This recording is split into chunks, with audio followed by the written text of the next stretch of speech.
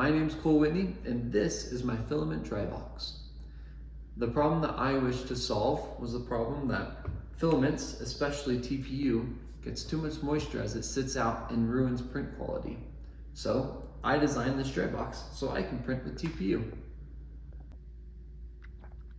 So here we have our filament dryer on first restart. Here you sound that beep so you can know that it is running properly. Now on this main screen, we can simply choose what type of filament we want or to view our instructions. The instructions simply say that you can choose something and click this button to select it. Now, let's go up to our filament type. Here we see that we can choose either from presets for the temperature and time requirements to dry TPU, PETG, PLA, or a custom filament. Or if we want to go back to the home screen, we can select back. For now, we will select custom. For our temperature, we will go down to 30 degrees Celsius to show you how this works. We'll also select our time to go down to the minimum of 10 minutes. And we will select OK.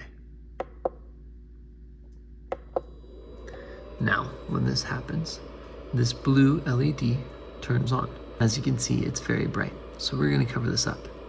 The blue blinking shows that everything is working perfectly fine. Over here, we can hear our fans that turned on, as well as our heater that's currently trying to heat up this bin. This sensor monitors what the temperature and the humidity is inside the enclosure to make sure that we're heating to the proper temperature to remove moisture, while also making sure that we do not melt our filament.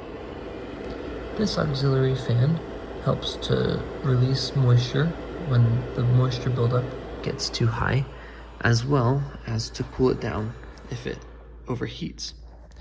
Here we can hear that the heater has just turned off, and that is because our temperature of 30 degrees Celsius has been reached.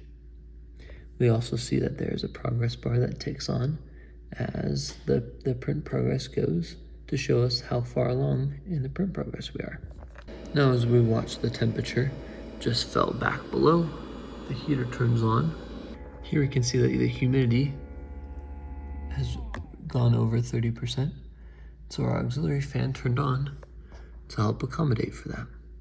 Now if we look back here, we can see that our humidity has dropped. This means that some of that moisture was able to be removed during that process.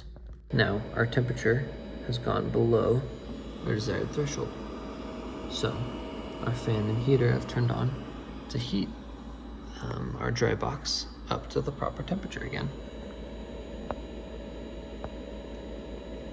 And once it reaches it, it turns off. When the process is complete,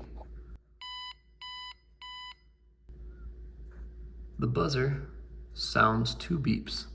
The light turns green to show that it is finished, and the yellow light shows that it is now going towards cool down temperature, set at 30 degrees Celsius, and that is the cool down temperature to be achieved.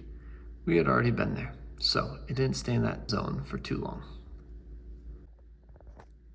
So now it's time to put in our very own Polymaker TPU, and after securing on the lid, start the process all over again.